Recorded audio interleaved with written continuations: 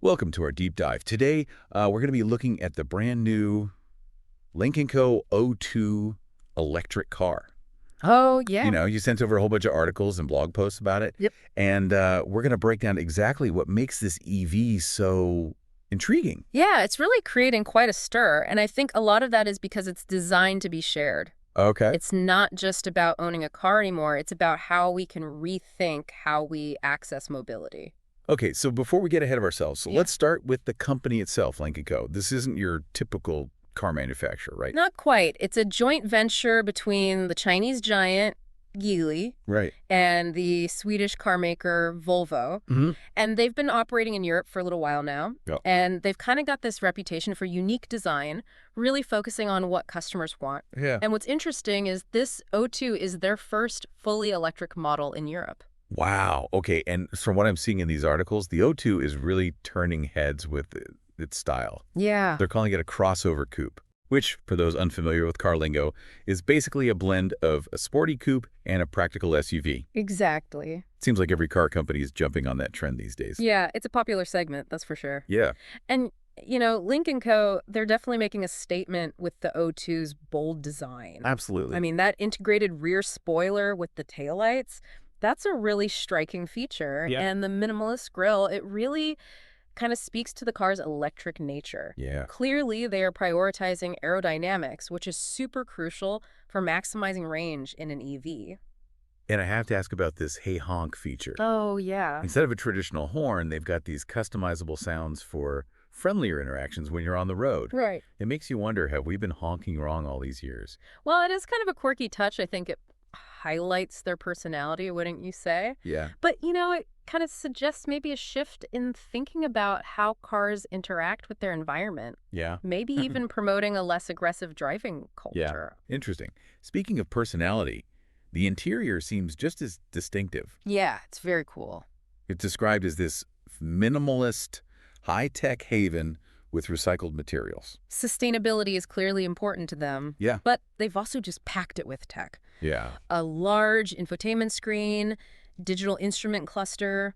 They've got ambient lighting they call infinity light. Nice. They even have a journey camera for in-car selfies. It definitely sounds like a car for the social media generation. Yeah, for sure. But let's get to the heart of the matter. Okay. What kind of performance can we expect from this O2? Well, it shares a platform with a couple other EVs, the Volvo EX30 and the Zeekr X. Okay. So that gives it a really solid foundation. Hmm.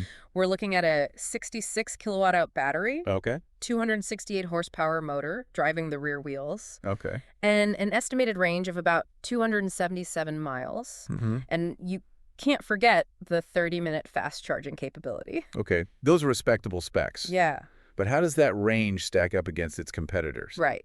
Some EV buyers, they're really focused on squeezing out every last mile they can. You're absolutely right. And when you compare it to, say, the Hyundai Kona Electric or the Kia Niro EV, Right. both of which are offering closer to 300 miles of range, Yeah. it falls a little bit short. Yeah.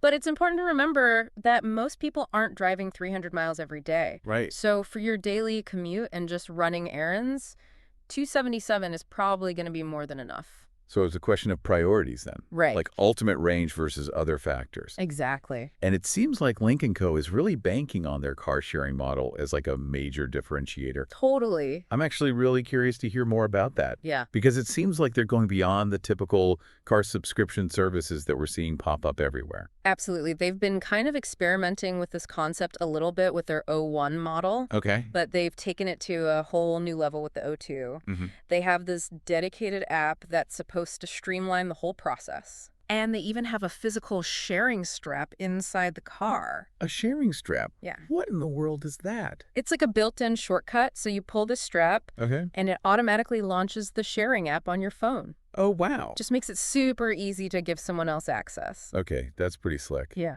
But the cynic in me wonders, is this sharing idea actually going to catch on? Or is it just a marketing gimmick? Yeah, that's the million-dollar question. Right. Lynk Co. is definitely betting on it. Yeah. But there are signs that, attitudes towards car ownership, they're shifting, especially with younger generations. That's true. More and more people are embracing this whole sharing economy thing. Right. I think Airbnb, Uber, Spotify. It's all about access, not ownership. Yeah. Maybe Lynk Co is onto something here. It's a bold gamble for sure, but if they pull it off, they could really disrupt the automotive industry. Yeah. And it all starts with this O2. Oh, we've covered a lot of ground already. Yeah. You know, the brand's unique approach, the O2's striking design, the tech-filled interior, and of course that intriguing car-sharing concept. Sure. But we've only scratched the surface. Right. So let's dive a little deeper into the O2's features and technology in the next part of our deep dive. Sounds good. All right, we're back and ready to go even deeper with this Lynk Co O2. Let's do it. So before we get lost in the world of car sharing, Yeah. let's talk about the O2's trim levels. Okay. You mentioned there's two. There's Core and More. Right. What's the difference here? Sure. I mean, are we talking basic transportation versus like luxury EV? It's not quite that simple because both trims actually share the same electric powertrain. Okay. So that 66 kilowatt battery and the 268 horsepower motor we talked about, Right. that's across the board. Okay. So the core performance is consistent. It's more about those additional features and a little touch of luxury. So it's more about refining the experience rather than a complete overhaul. Exactly. So let's start with the Core trim. Okay. Like, paint me a picture of that base model experience. All right, so picture this. Stylish 19-inch wheels. Okay. A modern interior decked out with all those recycled materials we were talking about. Yeah. You know, heated front seats and steering wheel to keep you cozy in the winter. Nice. Wireless charging to keep your devices juiced up. Yeah. Really, it's got all those essentials covered. Sounds like a solid foundation. Yeah. So now let's talk about the More trim. Oh, yeah. What elevates it? Sure. Are we talking extravagant luxury here? What? Or are there practical upgrades as well? Honestly, it's a good mix of both. Okay. Visually, you're going to get larger 20-inch wheels. Okay. So it's got that sportier stance, but the real treats are inside. Okay. So imagine cruising around, Yeah. premium Harman Kardon sound system, 14 speakers pumping out your favorite tunes. Nice. Plus, they've got that 360-degree camera system, Oh, nice. making parking in those tight spots a breeze. Yeah, that 360-degree camera is a game changer for me, Totally. especially with city driving. Yeah. But knowing Lynk Co, I bet they didn't just stop there. You're right. What other surprises does the More trim have? Well, with the More trim, you also get a heat pump, which is great for efficiency, especially in colder climates. Right. Helps to preserve that battery range by using less energy to heat the cabin. Smart. And they've actually bumped up the onboard charger to 22 kilowatters. Oh, wow. So you can charge up even faster at home. Okay, so for people who prioritize range and charging speed, More seems like the way to go. Right. But it's really fascinating how they've designed these trims. Yeah. Like focusing on enhancing the experience without drastically changing the core performance. I think it really speaks to their whole commitment to customer collaboration, you know? Oh, yeah. Remember, over 6,000 Lynk Co. O1 owners provided feedback during the O2's design process. That's true. So they're not just guessing what people want, they're actually listening. That's a level of engagement you don't see very often in the car industry. But with so many voices chiming in, how do they make sure that the O2 still has that Lynk Co. identity? Yeah. Because it's a fine line, you know, between getting all that feedback and maintaining your design vision. It's a real balancing act. Right. I mean, one of the articles we have actually quotes a designer at Lynk Co. Oh, really? Talking about the challenges they've faced, Yeah. trying to balance, you know, those customer demands with the need to make sure this car still stands out. Right, because you don't want to make a generic car Exactly. that just blends into the background. Yeah, you want to make sure it has character. Right. But, you know, from what we've seen, the O2 is anything but bland. I think they've done a great job. They have. It's bold, it's unconventional, Yeah, and it's clearly a Lynk Co. absolutely. You know, they seem to have found that sweet spot Yeah, between innovation and practicality. right. You know, taking that customer feedback, but still staying true to their own design sensibilities. It's a strategy that seems to be working for them, especially in Europe. It is. And speaking of Europe, Yeah. let's talk about Lynk Co.'s expansion plans. Okay. You know, we know the O2 is their flagship EV for Europe, Right. but they're a global company, right? They are. Their ambitions go beyond that. Totally. So while the O2 is specifically designed for the European market, Yeah. they also have the Z20, which is basically the same car, but tailored for the Chinese market. Right. Different markets, different needs. Exactly. Different preferences. It's smart to kind of adapt to those regional nuances. Absolutely. A one-size-fits-all approach really doesn't work in the car industry. It really doesn't. What about a UK launch? Any news on that front? There hasn't been official confirmation yet, Okay. but their footprint in other European markets is expanding really quickly. Yeah. They're definitely a brand on the rise, For sure. making waves globally. Absolutely. But before we move on, can we circle back to something you brought up earlier? You sure? I'm really curious about this whole hey honk feature. Yeah. It really piqued my interest. Yeah, it's one of those little details that makes you smile, I know. It's not just about being different. It's about rethinking something that's been a part of cars forever. Exactly. Instead of that jarring honk from a traditional horn, Right. they're going with these customizable sounds. Yeah. Designed for more friendly interactions. Right. Like a little, hey, how are ya? Yeah, exactly. I read they actually did some research on this. Really? People found the hey honk sounds so much less jarring Right. than a regular horn, Yeah. which just shows how much attention to detail they're putting into this, Absolutely. trying to create a more harmonious experience for everyone. It's such a small thing, but it says so much about their philosophy overall. Totally. They're not just focused on, the performance and technology. Right. They're thinking about the car's impact on its surroundings Yeah. and the people around it. Exactly. It's pretty refreshing, to see a car company that